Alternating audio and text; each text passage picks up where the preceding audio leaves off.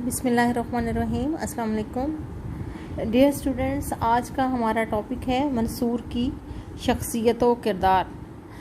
मंसूर की शख्सियत व किरदार के बारे में भी सवाल आ सकता है, लेकिन इस सवाल को सॉल्व करने से पहले आप थोड़ा सा इसका बैकग्राउंड देंगी, बताएंगी कि अबू जाफ़र मंसूर जो है वो दूसरा अब्बासी खलीफा था और वो हमीमा में पैदा हुआ और उसके बाद अपने छोटे भाई अबू अल-अब्बास सफ़ा की वफ़ात के बाद उसने खिलाफत संभाली और उसने तकरीबन 22 साल जो है हुकूमत की। और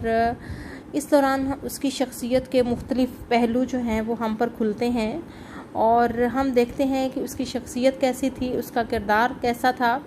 तो इसके बारे में जब हम बातचीत करते हैं तो हम देखते हैं कि सबसे पहले अगर हम देखें तो मंसूर एक दराज का शख्स था, ठीक है, और दुबले पतले जिस्म का मालिक था। खूबरू यानी कि वो खूबसूरत था और दुबले पतले जिस्म का मालिक इंसान था। स्याह रंग जो है वो खिजाब इस्तेमाल करता था, लेकिन उसके चेहरे पे हैबत पाई जाती थी, हैबत थी। खुश इखलाक था और खुश मिजाज था। इलामा मसवदी जो है वो उसके बारे में कहते हैं, जब तक वो लोगों में ना निकलता उस वक्त तक बेहतरीन अखलाक का इंसान होता। यानी कि कई दफ़ा ऐसा होता था कि उसको अपने चेहरे के ऊपर एक जो नकाब ओढ़े हुए होता था कि अमूमन वो खुश अखलाक इंसान था, लेकिन जब उसको मुश्किलात पर या मुहिम्मात पर दरपेश होती थी तो उस दौरान वो एक संजीदगी जो उसके चेहरे पे तारी रहती थी, तारी हो जाती थी और फिर वो अपने काम में गुम हो जाता था। अमूमन जो उनके बारे में राय है या मौर्रखीन का जो बयान है वो यही है कि अबू जाफ़र मंसूर एक बेहतरीन शख्सियत का मालिक था। तो मंसूर की शख्सियत व किरदार के बारे में अगर हम बात करें और थोड़ा सा उसका जो है उसके नक्श बताएं तो उसमें हम ये कह सकते हैं कि मंसूर जो है वो गंदमी रंगत और दुबले पतले जिस्म का इंसान था और पुरवकार था। लिबास में बेहतरीन लिबास पहनता था और उसकी आदात और उसके ख़साइल भी जो थे वो बेहतरीन थे। हिम्मत और शुजात की बात करें तो उसमें हम कह सकते हैं कि अबू जाफ़र मंसूर को जो मुश्किलात दरपेश थीं वो बहुत, उसको अंदरूनी तौर पर भी मुश्किलात जो हैं थी दरपेश थी, इसी तरह से उसको बैरूनी महाज पर जैसे रूमियों के साथ उसको मुसलसल जो है वो लड़ना पड़ा। और अगर अंदरूनी तौर पे हम देखें, अंदरूनी मुश्किलात में एक के बाद दूसरी मुश्किल जो है वो दरपेश हैं। अगर उनका हम उन मुश्किलात का वन बाय वन एनालिसिस करें तो हम देखते हैं कि उस दौर के अंदर वासित शहर का जब उसने मुहासरा किया, जिस तरह से मैंने आपको बताया था कि नफ्से ज़किया के छोटे भाई जिनको अमूमन नफ्स रज़िया कहा जाता था लेकिन उनका नाम इब्राहिम था, उनके मुकाबले के लिए जब कहते हैं बात की जाती है तो मंसूर के एक हरीफ यजीद बिन हुमैरा ने उसकी मर्दानगी यानी कि अबू जाफ़र मंसूर की मर्दानगी शुजात की दाद वो इन अल्फाज में देते हैं कि इस मंसूर ने जब शहर वासित का मुहासरा किया तो मेरे सर में कोई बाल सफ़ेद ना था और जब इसके मुकाबले के लिए निकला तो मेरे सर का कोई बाल स्याह ना रहा। यानी कि मंसूर ने अपने हरीफ यजीद बिन हुमैरा को इस कदर टफ़ टाइम दिया कि वो कहता है कि उसने इसको आप कह सकते हैं कि इस कदर मुझे उसने टफ़ टाइम दिया कि मैं इस हद तक जो है मुश्किलात का शिकार रहा। जब इसने शहर का मुहासरा किया तो मेरे सर में कोई बाल सफ़ेद नहीं था और जब मैं इसके मुकाबले के निकल गया तो मेरे सर का कोई बाल जो है स्याह नहीं रहा, तो मेरे सर के बाल तक जो है वो सफ़ेद हो गए। इतनी इसने मुझे जो है इतनी मुश्किलात से जो है दो चार किया। इसी तरह से हम एक और वाक़या इसमें बयान कर सकते हैं कि सफ़ा के दौर के खिलाफत में इसे अल जज़ीरा की बगावत को ख़त्म करने के लिए जब भेजा गया तो और जब अबू जाफ़र मंसूर का मुकाबला अपने एक जर्नैल इसहाक बिन अकीली से हुआ तो उसके हरीफ ने हथियार डालने के बाद इस राय का इजहार किया कि मंसूर को अच्छी तरह आजमाया तो मुझे वो नहायत सख्त और ताकतवर दिखाई दिया। यानी कि मंसूर के बारे में जो उसके हरीफ हैं उन दो हरीफों के बारे में बताया गया है। पहले बताया गया है यजीद बिन हुबैरा के बारे में कि उसने क्या देखा, क्या किस कदर टफ पाया और किस कदर जो है सख्त जान पाया मंसूर को वासित शहर के मुहासरे के दौरान। इसी तरीके से एक दूसरी मिसाल इसमें दी गई कि अबू अल अब्बास सफ़ा के दौर में किस तरीके से जो है अबू जाफ़र मंसूर ने अपने हरीफ जो है उसको जो है मुश्किलात से दो चार किया। इसी तरीके से हम देखते हैं कि इराक़ में अलवियों की ज़बरदस्त बगावत हुई, जिसमें इब्राहीम बिन अब्दुल्ला जब एक लश्कर लेकर कूफा पर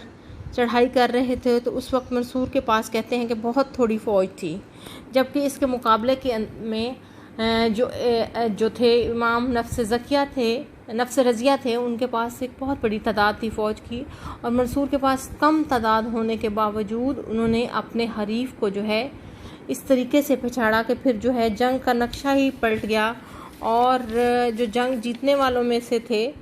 जो जंग जीती, फिर वो किसने जीती? वो जंग जो है अबू जाफ़र मंसूर जी। इसी तरीके से अबू जाफ़र मंसूर के बारे में एक ये बात की जाती है कि अबू जाफ़र मंसूर के जो सलाहियतें थीं वो इंतज़ामी सलाहियतें ये थीं कि वो अपना वक्त जो है वो हुकूमती कामों में सर्फ करते थे।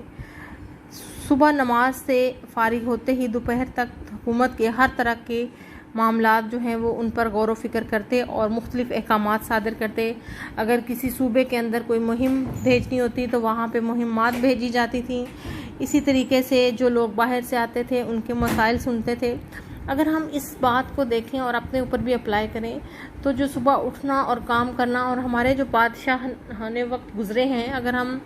करीब से देखें या हिस्ट्री को, मिसाल के तौर पे मुग़लों की हिस्ट्री में देखें तो हमने देखा कि वो बादशाह, जैसे पहले जो ग्रेटर मुग़ल हैं फॉर एग्ज़ाम्पल, जिसमें बाबर से लेकर जो है औरंगज़ेब आलमगीर तक जो है ये मुग़ल बादशाह वो थे जो हर वक्त बहुत अर्ली उठ जाया करते थे और अपने आप को मुख्तलिफ़ मामलात में जो है वो मसरूफ़ करते रखते थे, अपने जो रोज़मर्रा के मामलात हैं। लेकिन जैसे जैसे मुसलमानों को ज़वाल आता गया और बादशाह जो है उन्होंने अपना जो है इक़्तिदार जो है वज़ीरों के ऊपर छोड़ दिया, अपने आप को रात को देर तक जागना और ऐशो उशरत में रखना शुरू कर दिया, तो वो तमाम जो उनकी सलाहियतें थीं उनको ज़ंग लगना शुरू हो गया। इसी तरह से खुलफा बनु अब्बास के साथ भी सेम ही हुआ और उनमें से जो खलीफा अपने आप को एक हालत जंग में भी जब वो होते थे तो अपने आप को बिल्कुल उसी तरह से चाको चौबंद रखते थे और एक टाइम जो है उसकी पाबंदी करते थे। इसके अलावा उसमें तो बल्कि बहुत दफ़ा ऐसा होता था कि जागना पड़ता था उनको। लेकिन आम मामलात में जब वो मरकज़ के अंदर ख़ुद मौजूद होते थे तो उनका जो तर्ज़ अमल था वो ये था कि वो तमाम चीज़ों को जो है बड़ा बैलेंस रखते थे और अपने कामों को अर्ली जो है वो कर लिया करते थे। इसी तरह से मैं अगर एक मिसाल दूं यहाँ पे आपको, ब्रिटिश अभी चंद अरसा पहले जो है किसी ने ये लिखा हुआ था, एक छोटा सा आर्टिकल था जिसमें इस बात का इजहार किया गया था कि किस तरीके से जो आखिरी मुग़ल बादशाह हैं जब वो कहते हैं कि वो रात को देर तक सोया करते थे। बहादुर शाह ज़फ़र के बारे में ही है कि वो रात को देर तक जागा करते थे और सुबह बहुत लेट उठते थे। और इसके बरक्स अंग्रेज़ों के बारे में कहा गया कि अंग्रेज़ सुबह 5 बजे उठ जाने के आदी थे। एक्सरसाइज के बाद वो लोग अपने 7 बजे अपने दफातर में पहुंचना शुरू होते, अपने काम की तकमील के बाद वो जो है दोबारा किस तरीके से अपना जो है रूटीन लाइफ पे जाया करते थे। लेकिन इसके बरक्स अगर उनकी बात करें हम, मुख्तलिफ़ बात जो है खुलफा की या आखिरी खुलफा या आखिरी मुग़ल बादशाह, तो उनकी रूटीन जब अंग्रेज़ दोपहर का खाने के लिए जा रहे होते थे तो उस वक्त जो है वो उठ के नाश्ता कर रहे होते थे, तो अपना बहुत सारा काम जो है वो अपना टाइम जो है वो इसमें सर्व कर देते थे, अपना कीमती वक्त ज़ाया कर देते थे। लेकिन अगर हम बात करें अबू जाफ़र मंसूर की, तो अबू जाफ़र मंसूर जो है उसको क्या होता था, लोगों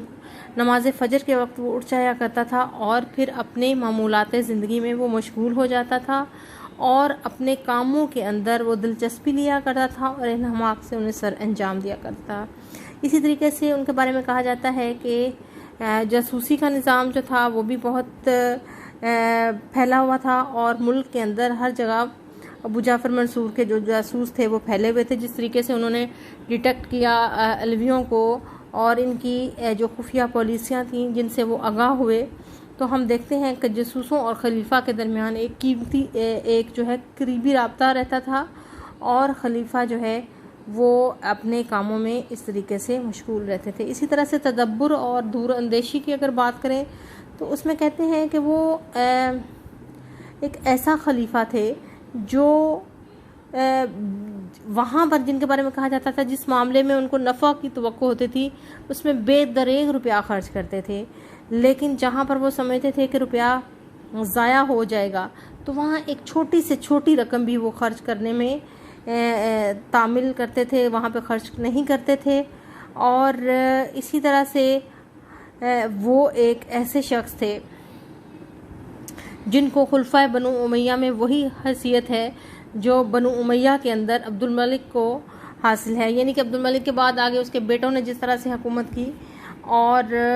जिस तरीक़ा से उनकी खिलाफत जो है वो उसमें बहुत सारा तरक्कियाँ हुई, जिस तरीके से बहुत सारे इलाके फ़तह किए गए, इसी तरह से बनु अब्बास के खुलफा में अबू जाफ़र मंसूर जो है वो बहुत ज़्यादा मरकज़ी हैसियत उनको हासिल है और उनको हकीकी बानी बनु अब्बास का इसलिए करार दिया जाता है कि अबू अल अब्बास सफ़ा को इस हद तक मुश्किलात दरपेश थी और वो उन पर जो है उन पर काबू पाने में लगे रहे। लेकिन जब हुकूमत अबू जाफ़र मंसूर को मिली तो अबू जाफ़र मंसूर ने इन मुश्किलात पर बड़े तदब्बुर से जो है वो काबू पाया।